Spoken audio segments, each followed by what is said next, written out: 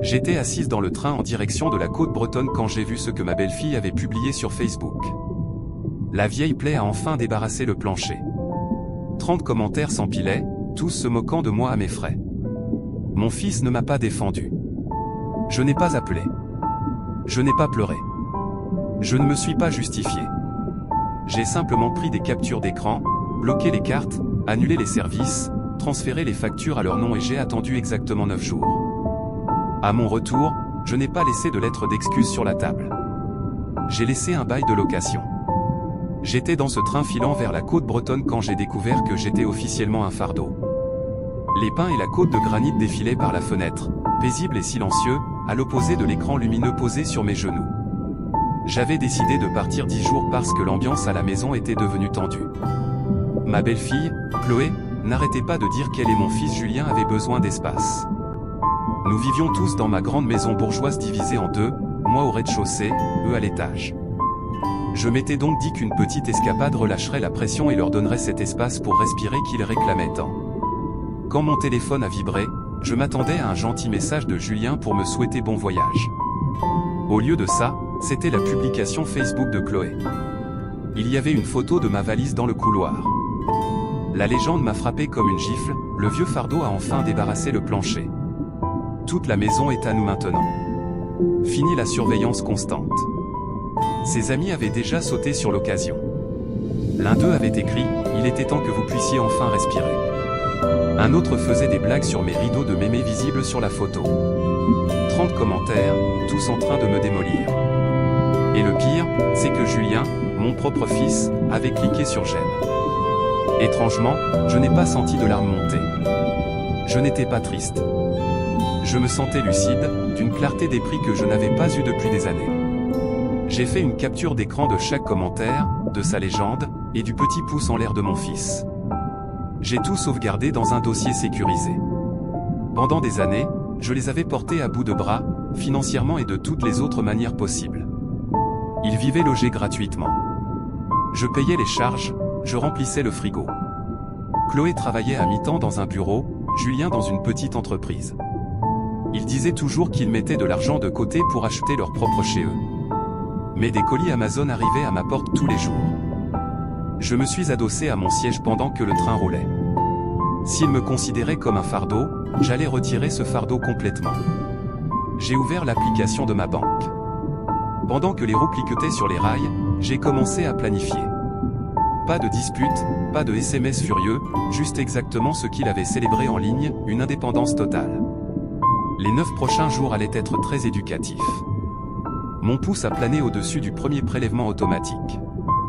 Le deuxième jour, j'étais assise sur la terrasse de mon petit gîte en location, avec un café, respirant l'air vif de l'océan. Mon esprit était plus clair qu'il ne l'avait été depuis des années. Pas de larmes, pas de remise en question. J'ai ouvert mon ordinateur portable. Première chose, le compte commun du foyer. Il y a 2 ans, j'avais ajouté Chloé comme co-titulaire sur une carte pour qu'elle puisse gérer les courses pour nous tous. En réalité, elle achetait des produits bio hors de prix pour elle et Julien, tandis que je payais ma propre nourriture séparément. J'ai cliqué sur bloquer la carte. Une simple confirmation est apparue et, d'un coup, son robinet à dépenses a été fermé. Ensuite, l'application du Drive pour les courses. Chloé détestait porter les packs d'eau. Elle commandait chaque semaine sur mon compte lié à ma carte bancaire. J'ai changé le mot de passe, supprimé mes informations de paiement et déconnecté tous les appareils. S'ils voulaient de Léo maintenant, ils la porteraient eux-mêmes et la paieraient. Je ne me sentais pas rancunière, juste pragmatique. Ils voulaient leur indépendance, c'était le prix normal à payer. J'ai pensé à la maison. Elle était à moi. Mon défunt mari et moi avions travaillé dur pour l'avoir. Julien et Chloé vivaient à l'étage sans jamais payer un centime de loyer ou de charge. Ils appelaient ça économiser pour l'avenir. Je me suis connecté à l'espace client EDF. Nous avions des compteurs séparés, mais tout était toujours passé par mon compte. J'ai rempli le formulaire pour transférer le compteur du haut au nom de Julien à partir du mois prochain. Le mail de confirmation est arrivé presque instantanément. C'était incroyable de voir à quel point on pouvait reprendre le contrôle en quelques clics. Pas de porte claquée, pas de cris, juste de discrets changements administratifs pour correspondre à la réalité dont Chloé s'était vantée sur Internet. Cet après-midi-là, j'ai fait une longue promenade sur la plage. Mon téléphone est resté silencieux. Il n'avait encore rien remarqué, probablement encore en train de célébrer mon absence, invitant des amis pour profiter de la maison vide. Mais le frigo serait bientôt vide, et la prochaine commande de course était prévue pour demain. J'ai souri un peu et j'ai laissé la brise marine me caresser le visage. Le fardeau était parti. Le 3e jour a commencé sous un ciel ensoleillé et calme. J'ai fait la grasse matinée, chose que je faisais rarement à la maison parce que Chloé frappait toujours tôt pour m'emprunter quelque chose ou déposer des colis. Aujourd'hui, l'intendance de la maison était sur ma liste. Chaque jeudi, Madame Martin, une femme de ménage de confiance que j'employais depuis 5 ans, venait travailler. Elle nettoyait mon rez-de-chaussée et leur étage aussi. Je la payais en espèces de ma propre poche. Chloé trouvait ça tout à fait normal et laissait souvent sa vaisselle sale traîner partout. J'ai appelé Madame Martin. Bonjour, ai-je dit calmement. Pour les prochaines semaines et à l'avenir, nous allons changer notre fonctionnement. S'il vous plaît, ne nettoyez plus que mon appartement au rez-de-chaussée. L'étage ne fait plus partie de vos tâches. Vous recevrez toujours votre salaire complet de ma part cette semaine, mais ne montez plus là-haut. Elle a accepté sans poser de questions. Ensuite, je me suis occupé du linge. Julien avait l'habitude de descendre ses chemises de travail, et je les envoyais avec mes affaires au pressing. Le ramassage se faisait le vendredi. J'ai annulé le service pour ses vêtements. S'il avait besoin d'une chemise repassée pour le bureau lundi, il pourrait se débrouiller avec le fer à repasser. Ce n'était pas une punition. C'était simplement la fin de mes services gratuits. J'étais sa mère, pas sa bonne, et Chloé était une femme adulte capable de tenir sa propre maison. Pendant que je réglais tout ça, mon téléphone est resté majoritairement silencieux. Vers midi, j'ai reçu une alerte automatique. Quelqu'un avait essayé de se connecter à l'application de course. Mot de passe refusé. 10 minutes plus tard, un autre essai. Puis un SMS de Chloé. Coucou, l'application buguait. Tu as changé le mot de passe? On a besoin de trucs pour ce week-end. Je l'ai lu, j'ai fermé l'application et j'ai posé le téléphone. Je n'ai pas répondu. Elle avait déclaré publiquement que j'étais un fardeau dont elle n'avait plus à s'occuper. Eh bien, maintenant elle pouvait faire ses courses elle-même. Le sable sous mes pieds était si agréable. Le 4e jour, je me suis concentré sur les limites physiques de la propriété. La maison était à moi, y compris le grand garage pour 2 voitures. Ma petite berline restait garée dans la rue pour leur laisser utiliser le garage. Julien prenait aussi régulièrement mon vieux break Peugeot très fiable parce que sa voiture était toujours au garage pour des réparations. Il ne demandait même plus. Il attrapait juste les clés sur le crochet dans l'entrée commune. J'ai appelé Monsieur Leroux, mon voisin retraité d'Enfas. Nous nous connaissions depuis 20 ans. Monsieur Leroux, ai-je dit chaleureusement, cherchez-vous toujours un endroit sûr pour stocker ces meubles anciens que vous restaurez? Il était ravi. Je suis absente en ce moment, mais vous êtes le bienvenu pour utiliser mon garage. Le double des clés est sous le pot de fleurs près de la cabane. Allez-y, mettez vos affaires juste devant le break Peugeot et verrouillez bien les 2 portes quand vous aurez fini. Il était enchanté et a promis de s'en occuper tout de suite. En fin d'après-midi, mon téléphone a vibré. Julien. Maman, le garage est plein des vieux meubles de Leroux et c'est fermé à clé. Je voulais prendre la Peugeot pour aller chez le roi Merlin demain. Qu'est-ce ce qui se passe? J'ai tapé ma première réponse depuis mon départ, salut Julien. Monsieur Leroux avait besoin d'espace. Comme je ne suis pas là, je lui ai prêté le garage. Tu devras utiliser ta propre voiture ou louer une camionnette. Bisous de la côte. J'ai envoyé le message et j'ai rangé le téléphone. Pas d'explication, pas de justification. C'était mon garage et ma voiture. 5 minutes plus tard, Chloé m'a envoyé un SMS, « Waouh, super. Maintenant on doit tout entasser dans ma minuscule voiture. Pourquoi tu ne nous as pas demandé avant? Merci beaucoup. » J'ai fait une capture d'écran de son message sarcastique et je l'ai ajouté dans le même dossier que sa publication Facebook. Ils en étaient venus à considérer toutes les ressources que je leur offrais gratuitement comme un droit absolu. Cette illusion confortable commençait à se fissurer. Je me suis servi un verre de vin, je me suis assise sur le balcon et j'ai regardé le coucher du soleil. La soirée était d'un calme magnifique. Le 5e jour, c'était le week-end. Chloé adorait recevoir des amis. Normalement, elle utilisait ma grande terrasse arrière et mon jardin bien entretenu sans la moindre hésitation. Il y avait une porte intérieure dans le couloir qui séparait la cage d'écalier de mon espace privé au rez-de-chaussée. Elle était toujours restée ouverte jusqu'à mon départ. Je l'avais discrètement verrouillée et j'avais pris la clé. Désormais, le seul moyen d'accéder au jardin était les 3 chemins extérieurs, et le portail coinçait. De toute façon, tous les bons meubles de jardin et la belle planche à gaz étaient enfermés dans ma véranda. Vers 16 h, j'ai reçu un autre SMS de Julien. « Maman, où est la clé de la porte du milieu ? Chloé a ses copines qui viennent et on voulait s'asseoir dehors. On ne peut pas accéder à la plancha non plus. » J'ai pensé aux amis de Chloé, les mêmes qui avaient ri de sa publication et m'avaient appelé le vieux fardeau. Je ne ressentais aucune colère, juste une clarté cristalline. J'ai répondu simplement, j'ai la clé avec moi. Je ne veux personne dans mon espace privé pendant mon absence. Vous avez votre propre petit balcon à l'étage. Utilisez-le. Amusez-vous bien. Il n'a pas fallu longtemps pour que le téléphone sonne. Chloé. J'ai laissé sonner jusqu'à la messagerie. Je n'ai pas écouté le message. Ils avaient utilisé mon jardin pendant des mois, s'étaient assis sur mes chaises et m'avaient laissé tout le désordre à nettoyer. Maintenant, ils pouvaient s'entasser sur leur minuscule balcon à l'étage. Ce soir-là, j'ai vérifié le profil Facebook de Chloé. Aucune photo éclatante d'une soirée cocktail dans le jardin. Juste une photo floue prise depuis leur salon exigu. L'ambiance avait l'air plutôt misérable. Quelqu'un avait commenté, dommage qu'on n'ait pas pu utiliser le beau jardin. Chloé a donné une réponse courte et évasive. Elle ne m'a pas mentionné. J'ai fermé l'ordinateur et j'ai souri, satisfaite. Ma maison était de nouveau à moi, même à des centaines de kilomètres de là. Les limites étaient enfin claires. Demain, la réalité allait s'installer encore plus profondément. Le 6e jour, Julien a enfin réalisé que le reste des services domestiques avait également disparu. Le lundi matin, il avait besoin de chemises propres pour sa semaine de travail.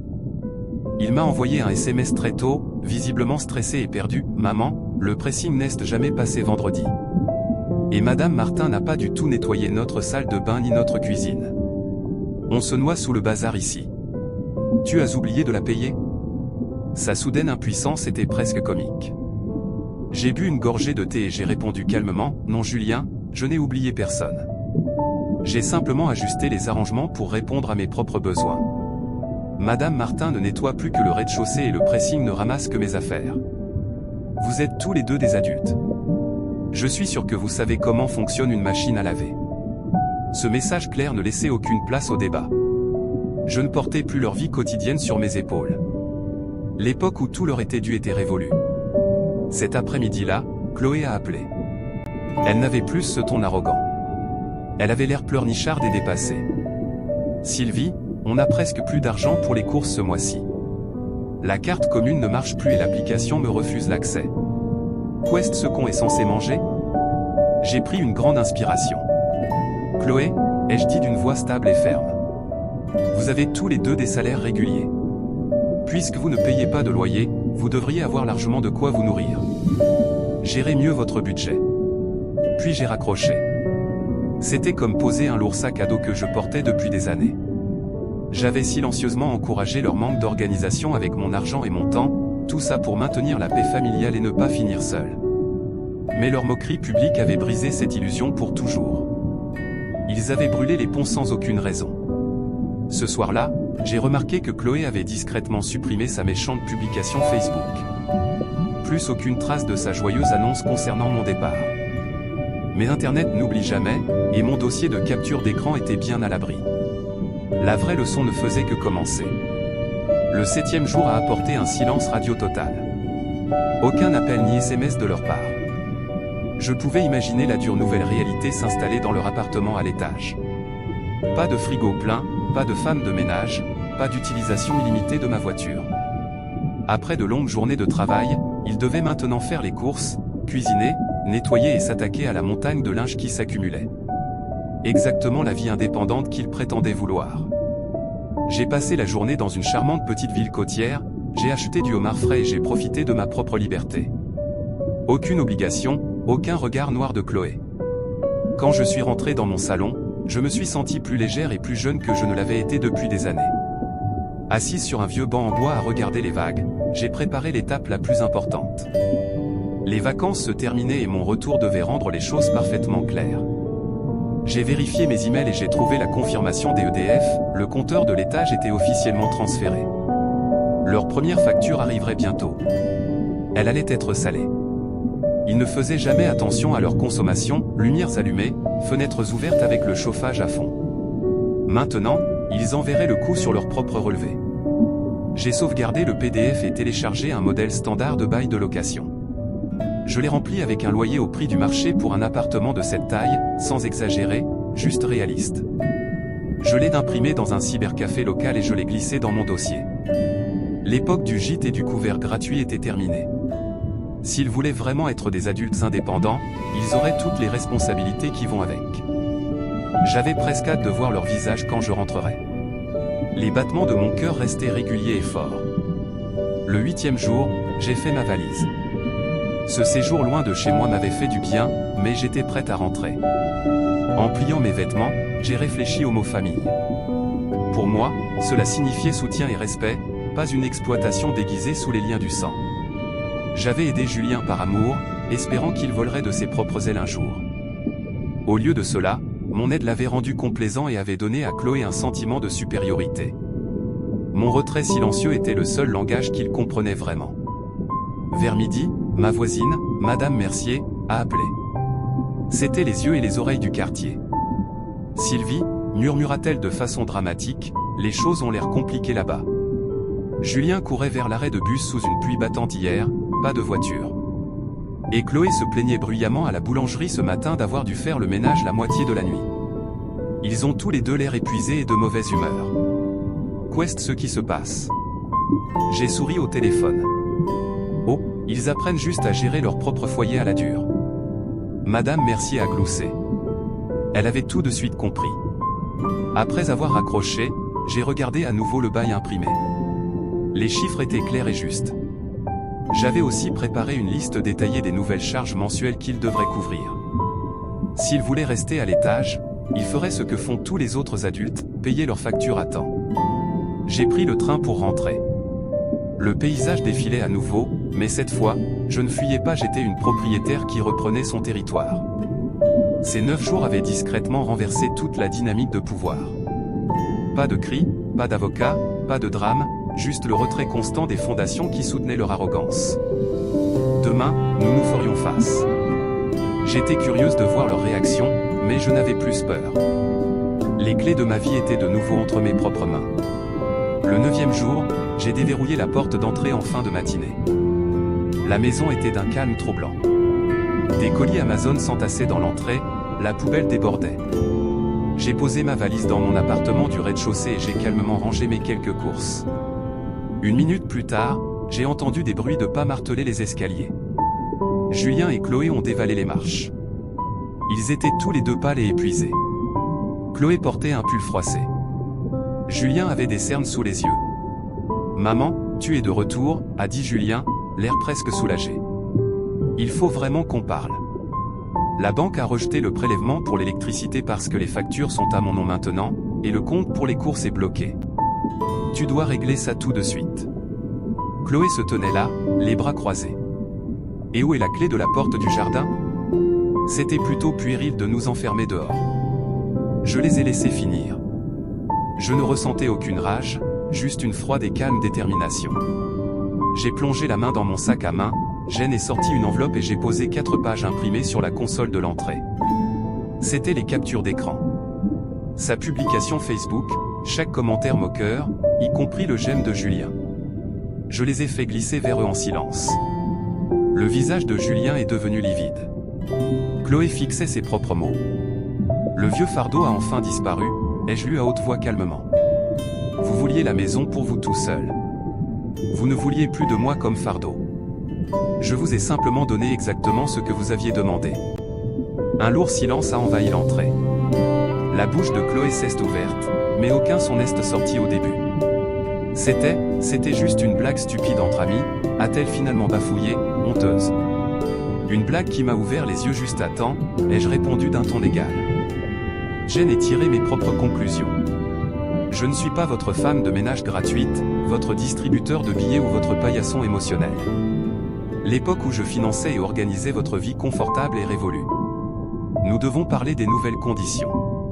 Je les ai regardées calmement, en attendant. Julien a dégluti difficilement et a fixé le sol. Maman, je suis tellement désolé. Je n'ai même pas réfléchi quand j'ai cliqué sur j'aime. S'il te plaît, on ne peut pas payer tout ça sans ton aide. Chloé est restée silencieuse, mais son regard de défi avait disparu. Elle avait juste l'air effrayée. J'ai sorti la deuxième enveloppe et j'ai tendu le bail de location impeccable et la nouvelle répartition des charges. Ceci est un bail standard pour l'appartement du haut. Le loyer est au prix du marché. À partir du 1er du mois prochain, j'attends le paiement sur mon compte. L'électricité et le gaz sont à vos noms maintenant. Vous devrez gérer et payer votre propre ménage et vos courses. Si vous n'en avez pas les moyens, vous êtes libre de trouver un logement plus petit. Vous avez 4 semaines pour vous décider. Julien a parcouru les chiffres avec des mains tremblantes. Il savait qu'ils ne pourraient pas assumer ce train de vie par eux-mêmes. Chloé fixait les papiers, incrédule. « Tu nous mettrais vraiment à la rue ?» a-t-elle murmuré, la voix tremblante. « Non, ai-je dit calmement. Je vous propose un logement à des conditions réalistes. Je reprends simplement ma propre vie en main. La porte de mon rez-de-chaussée restera verrouillée à partir de maintenant. Ma voiture et mon garage ne sont plus à votre disposition. Vous vouliez l'indépendance. Maintenant, vous l'avez. » Je me suis retourné, j'ai ouvert la porte de mon appartement et je l'ai refermée doucement mais fermement derrière moi, en tournant la clé. Une semaine plus tard, ils n'avaient pas signé le bail. Ils avaient enfin réalisé qu'ils ne pouvaient pas s'offrir la grande vie sans mes subventions silencieuses. Ils ont rapidement trouvé un modeste 3 pièces en périphérie de la ville et ont commencé à faire leur carton à contre-cœur. Je me suis assise à ma grande table de cuisine, buvant un café chaud et regardant mon magnifique et paisible jardin. Personne n'exigeait quoi que ce soit de moi. Personne ne se moquait de moi à mes frais. J'avais regagné le respect en arrêtant simplement de payer pour l'obtenir. La maison était de nouveau à moi.